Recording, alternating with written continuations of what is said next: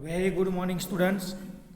Mechanical engineering के अंदर degree mechanical के अंदर जो हमारा फोर्थ सेमेस्टर है उसमें हमारा जो सब्जेक्ट है मैन्युफैक्चरिंग प्रोसेस उसमें आप सबका स्वागत है। आज के लेक्चर में चैप्टर नंबर 1 को हम लोग डिस्कस कर रहे थे।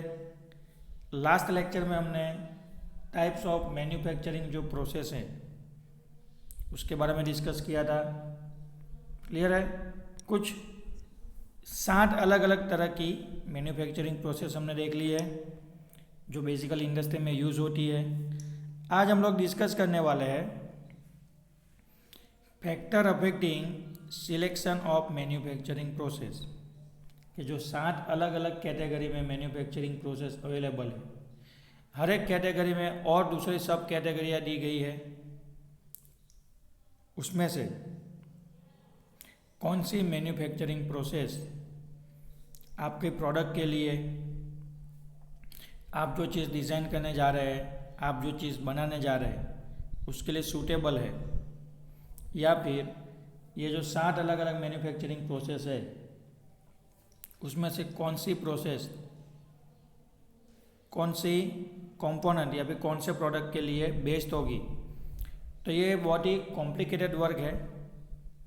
आपको इसके लिए बहुत सारा नॉलेज होना चाहिए, कुछ सालों का एक्सपीरियंस होना चाहिए ताकि आप समझ पाओ कि भाई ये मशीन से इस चीज़ का प्रोडक्शन होगा, इतने घंटे में, इतने दिन में, इतने साल में, इतने हफ्तों में, इतने महीने में इतना प्रोडक्शन निकल सकता है, इतना इसका मेंटेनेंस होगा, इतना इसका परचेसिंग कॉस्ट होगा।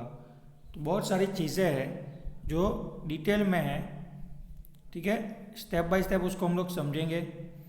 यहाँ पे कुछ फैक्टर दिए गए हैं, दैट मीन्स के कुछ पॉइंट दिए गए हैं, कुछ क्राइटेरिया दिए गए हैं। वो क्राइटेरिया आपको क्या करने हैं, चेक करने हैं। क्लियर है?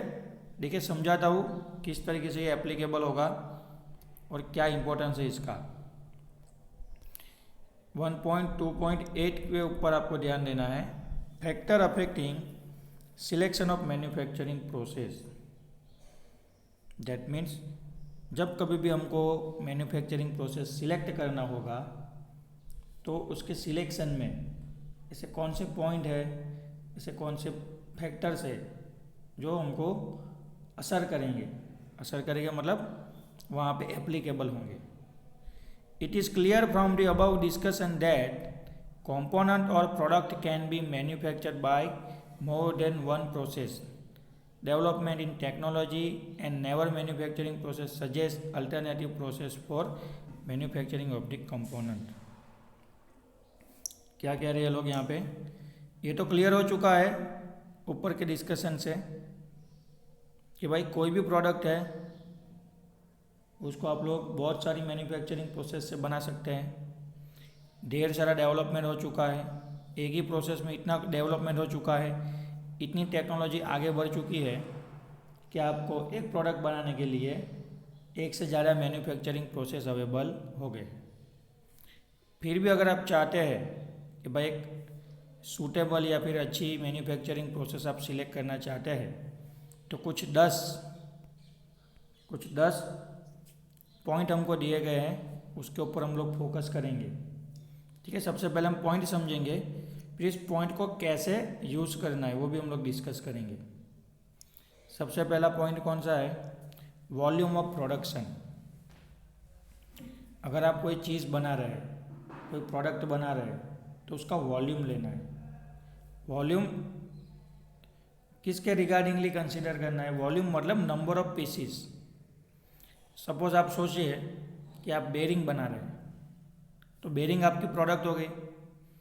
ठीक है, अब टोटल आपको उसी डिज़ाइन की, उसी स्टैंडर्ड की बेरिंग जो बनानी है उसके नंबर ऑफ पीसेस कितने बनाने हैं। आप एक दिन में 100 बेरिंग बनाना चाहते हैं, 150 बेरिंग बनाना चाहते हैं, 500 बनाना चाहते हैं, 1000 बनाना चाहते हैं, या फिर पूरे साल का टारगेट है तो पूरे साल में आपको 5 लाख बेरिंग बनानी है। तो ये जो 5 लाख है, जो मैंने क्वांटिटी बोली, नंबर बोले ना, वो उसका वॉल्यूम हो जाएगा। ठीक है, तो वॉल्यूम के अकॉर्डिंगली भी मैन्युफैक्चरिंग प्रोसेस क्लासीफाई होती है। जैसे आप बल्क में बनाएंगे, ज़्यादा क्वांटिटी में बनाएंगे तो उसको मास प्रोडक्शन कहते हैं। तो उसके लिए भी पूरा सेटअप, मशीन, सारी चीज़ें अलग से होती है। पूरा एक मैन्युफैक्चरिंग सिस्टम जो होता है, प्रोसेस होता है, वो थोड़ा अलग से ही काम करता है। ठीक है, आप चाहते हो कि कुछ स्पेसिफाइड नंबर, है ना, कुछ रीजनेबल क्वांटिटी में आपको प्रोडक्ट बनानी है, तो उसके लिए बैच प्रोडक्शन है। क्लियर? तो वो भी थोड़ा ध्यान लेना पड़ेगा। तो सबसे पहले क्या देखा हमने? Volume of the production, that means की क्वांटिटी, आप कितने समय में कितनी क्वांटिटी आप बनाना चाहते हैं वो। सेकंड है टाइप ऑफ कंपोनेंट। अब ये बहुत ही भयंकर और बड़ी चीज़ है। टाइप ऑफ कंपोनेंट का मतलब क्या होता है? तो कंपोनेंट, मटेरियल, डिज़ाइन, डायमेंशन और साइज, चारों चीज़ों को अगर आप ध्यान में लोगे तो ये चारों चीज़ों के अकॉर्डिंगली कंपोनेंट चेंज होता है। मटेरियल के अकॉर्डिंगली कंपोनेंट चेंज हो जाएगा, डायमेंशन के अकॉर्डिंगली चेंज हो जाएगा, डिज़ाइन के अकॉर्डिंगली चेंज हो जाएगा। क्लियर? और लास्ट में क्या बोला मैंने? साइज़। तो ये चार चीज़ों को ध्यान में रखोगे तो उसके अकॉर्डिंगली कंपोनेंट का जो टाइप्स है वो भी चेंज हो जाएगा। फॉर एग्जांपल सर्कुलर कंपोनेंट है, सेमी सर्कुलर कंपोनेंट है, ज्योमेट्रिक जो शेप होते हैं वो आप जानते हैं, रेक्टेंगल, ट्रायंगल। ठीक है, तो वो सारी चीज़ें भी आपको ध्यान में रखनी है। थर्ड है एक्सपेक्टेड क्वालिटी स्टैंडर्ड। आप कितनी अच्छी क्वालिटी वाला प्रोडक्ट बनाना चाहते हैं। आपको नंबर 1 कैटेगरी लाई है क्वालिटी के अंदर, A1 क्वालिटी का प्रोडक्ट बनाना है, तो उसके अकॉर्डिंगली मैन्युफैक्चरिंग प्रोसेस सिलेक्ट करना होगा। उसके अकॉर्डिंगली मटेरियल, मशीन, ऑपरेटर, सारी चीज़ें स्टैंडर्ड लगेगी। अगर आप चाहते हो कि आपको घटिया क्वालिटी लानी है, प्रोडक्ट के अंदर आपको रद्दी घटिया क्वालिटी लानी है, तो फिर आप जो चाहो कर सकते हो। सस्ते मशीन, सस्ते आदमी, कोई सिस्टम नहीं, ऐसे ही सब चल रहा है। निकला जो निकला, जितना बना उतना बेच देंगे।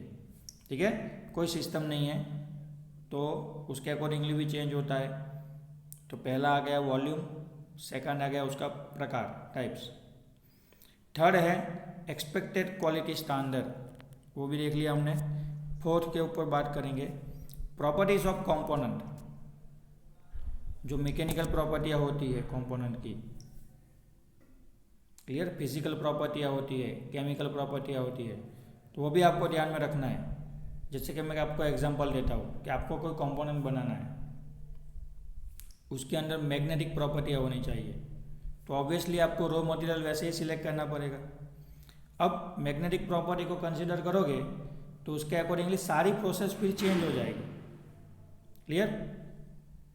ठीक है, आप चाहते हो कि प्लास्टिक का बनाना है तो वो भी चेंज हो जाएगा। आप चाहते हो कि मैं लकड़ी का बनाना है तो वो भी चेंज हो जाएगा। ये तो प्रॉपर्टियाँ मटेरियल के अकॉर्डिंगली चेंज होती है। आप लोगों ने पढ़ी होगी मैकेनिकल प्रॉपर्टियाँ, strength, ductility, hardness, plasticity, elasticity, बहुत सारी प्रॉपर्टियाँ हैं, वो भी थोड़ी असर करेंगी। Technical viability of the process, बोलते हैं ना कि भाई हवा में ख्याली पुलाव बनाना, ऐसा नहीं होना चाहिए। क्लियर? अगर आप कोई प्रोसेस सोच रहे हो, अगर आप कुछ बनाना चाहते हो, तो टेक्निकली वो फेसिबल होना चाहिए, यानी पॉसिबल होना चाहिए।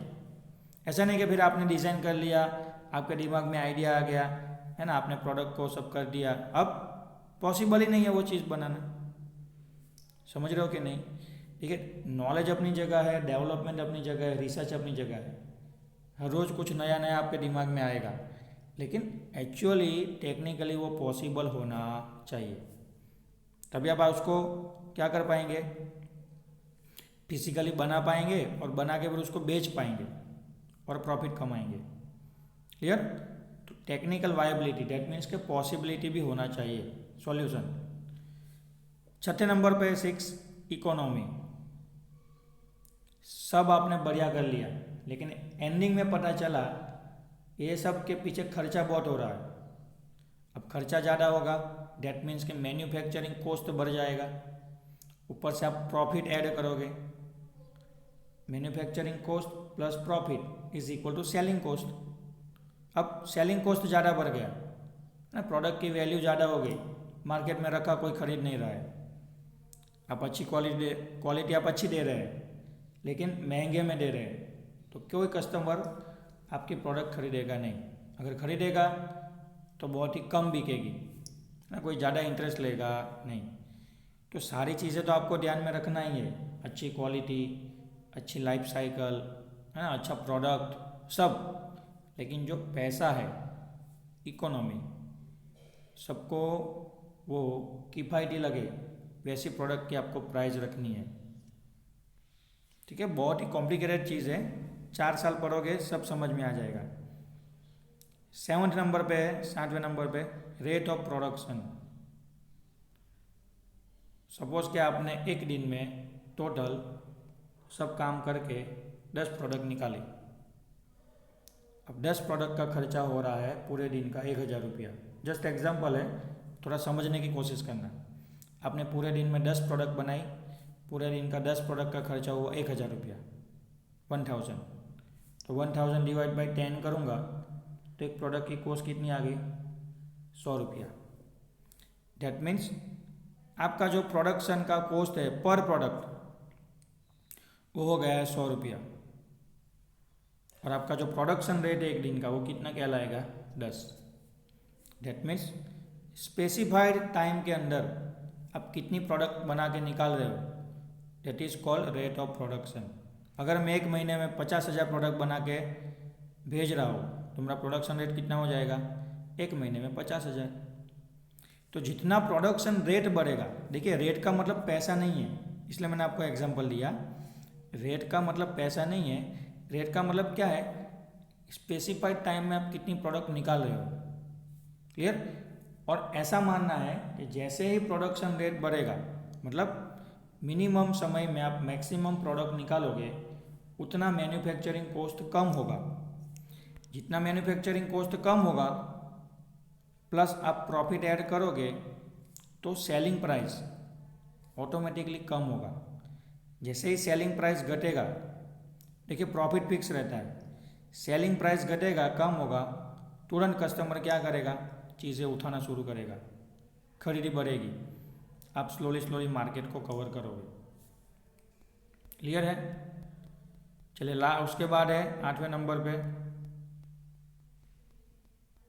Limitation on shape and size. Again वापस आ गया लिमिटेशन। मैंने बोला ना कि हर एक चीज़ की लिमिटेशन है। आपने कोई कॉम्प्लिकेटेड डिज़ाइन बना दिया, आप चाहते हो उसको मेटल में कट करना है, कास्टिंग से भी नहीं हो पा रहा है, तो हर एक चीज़ की लिमिटेशन है। ऐसा नहीं कि आपने कोई टिकड़मबाजी किया, होता है जो क्रिएटिव आइडिया होते हैं वो ऐसे ही होते हैं, लेकिन हर चीज़ का लिमिटेशन है ना। आप बोलते हो कि इस साइज़ का, इस शेप का कंपोनेंट होना चाहिए, चलिए बना दिया, फिर नहीं बिकेगा। तो जो लिमिटेशन है वो ध्यान में रखना है। हर मशीन की लिमिटेशन होती है, ठीक है। आप बोलोगे कि इस मशीन पे एक काम कर लो, कुछ भी करो, मैं नहीं जानता, मुझे कुछ नहीं पता, मुझे प्रोडक्शन चाहिए, कुछ भी करो, तोड़ो फोड़ो मशीन पे काम करो, ऐसा नहीं होता है। आप सेट हो, आप कंपनी के मालिक हो, ऑर्डर दोगे बात अच्छी है, लेकिन एक्चुअली में वो पॉसिबल होना चाहिए। हर एक चीज़ की लिमिटेशन है, साइज, शेप, मटेरियल, सबका लिमिटेशन है, वो भी ध्यान में रखना है। सेकंड लास्ट है surface finish and tolerance requirement. आपको कस्टमर को, या फिर कस्टमर ने अगर आपको ऑर्डर दिया है तो उसने अपने कुछ क्राइटेरिया लिखवाए होंगे कि मुझे इतना सरफेस फिनिश चाहिए, इतनी स्मूथ, इतनी रफ सरफेस चाहिए। उसके ग्रेड आते हैं, टेक्निकल लैंग्वेज में उसके ग्रेड आते हैं, वो भी हम सीखेंगे, तो वो आपको फॉलो करना है। फिर डायमेंशन के अंदर टॉलरेंस होंगी, जैसे कि आपको 10 mm का डायमेंशन दिया गया है तो 10 mm के साथ आपको बोला जाएगा कि 10 mm के अंदर प्लस और माइनस 0.1 mm का क्या रहेगा? टॉलरेंस रहेगा। क्योंकि सबको मालूम है कि मशीन पे काम करना है, एग्जैक्ट 10 mm बहुत मुश्किल से आएगा। चलिए एग्जैक्ट 10 mm नहीं आएगा तो 10 mm के ऊपर 0.1 mm होगा तो भी प्रोडक्ट एक्सेप्ट हो जाएगा। 10 mm से कम 0.10 mm माइनस 0.1 उससे कम होगा, यानी 9.99 mm होगा तो भी चलेगा। दैट मीन्स आपको एक टॉलरेंस का वैल्यू दे दिया है कि अगर परफेक्ट 10 mm नहीं होगा तो उसके ऊपर प्लस 0.1 ज़्यादा होगा तो भी चलेगा, और उसमें से 0.1 mm कम होगा तो भी प्रोडक्ट एक्सेप्ट हो जाएगा। वो आपको पूछ लेना है, स्टार्टिंग में पूछ लेना है, डॉक्यूमेंटेशन होता है तब। और लास्ट में क्या है, functional requirement of the component ना। आपने बढ़िया चीज़ बना ली, लेकिन ये जो कंपोनेंट कस्टमर आपसे खरीद के जाएगा वो कहीं ना कहीं यूज़ होने वाला है। आप समझ रहे कि नहीं?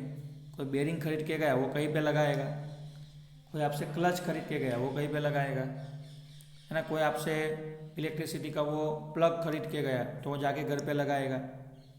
क्लियर? वो छोटा बैटरी का सेल आता है वो लेके गया, वो रिमोट पे डाल के यूज़ करेगा।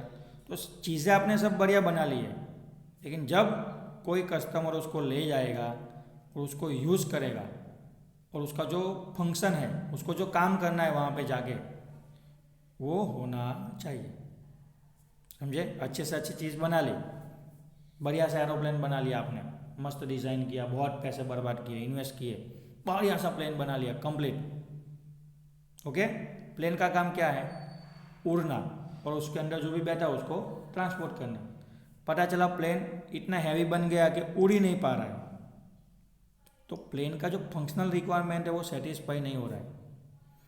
जैसे आप मैकेनिकल की डिग्री ले रहे हैं, यहाँ से 4 साल हो गए, अब पास हो गए, ठीक है। अभी आपका काम क्या है, आपका फंक्शन क्या होना चाहिए? As a mechanical engineer company में जाना और वहाँ पे अपने नॉलेज को क्या करना, एक्सप्लोर करना है। पता चला आपको कुछ आता ही नहीं है, आप कैसे पास हो किसी को पता ही नहीं है।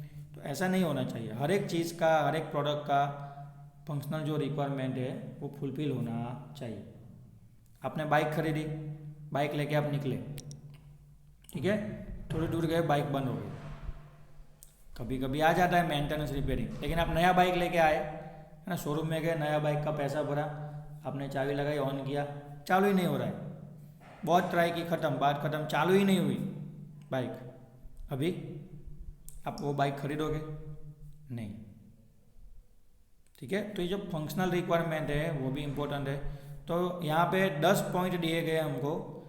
तो आपको क्या करना है, आप कभी भी कंपनी में या इंडस्ट्री में जॉब पे लगो, अगर आपको बोला जाए कि भाई ये ऑर्डर आया है, ये ऑर्डर का प्रोडक्ट है, ये प्रोडक्ट का ड्राइंग है, डिज़ाइन है, ये उसका स्पेसिफिकेशन है, अब उसको एक्चुअल में बनाना है, एज अ सुपरवाइज़र आपको क्या करना है, तो ये जो 10 पॉइंट है ना, वो वहाँ पे आपको यूज़ करने हैं और चेक करना है कि जो प्रोडक्ट आया उसका वॉल्यूम कितना है, कौन से टाइप का कंपोनेंट है, इसके अंदर क्वालिटी कितनी लानी है, प्रॉपर्टियाँ क्या है, मटेरियल अगर होगा तो टेक्निकली पॉसिबल है कि नहीं, खर्चा टोटल कितना होगा उसके पीछे, कितने दिन में कितने प्रोडक्ट बनाना है, प्रोडक्शन रेट कितना लाना है, साइज शेप है वो मेरे मशीन पे आ जाएगा, मतलब मेरे पास मेरे डिपार्टमेंट में जो मशीन अवेलेबल है उसके ऊपर इसका प्रोडक्शन हो जाएगा कि नहीं हो जाएगा, सरफेस फिनिश और डायमेंशन एक्यूरेसी कितना रखना है, और लास्ट में ये जो कंपोनेंट आया है वो कहाँ यूज़ होने वाला है,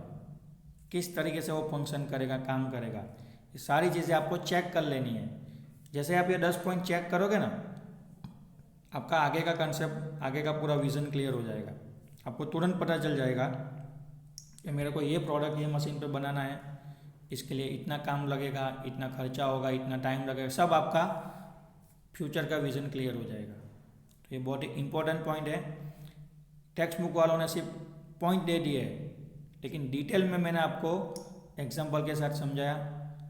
बहुत मज़ा आया आज के लेक्चर में, आपको भी मज़ा आएगा। लेक्चर सुनिए, कंटिन्यूसली लेक्चर को देखिए, सीरीज़ में जो आते हैं, और जो भी ये पॉइंट है इंपॉर्टेंट उसको नोट डाउन कर लीजिए। मिलेंगे कल नेक्स्ट लेक्चर में। Thank you.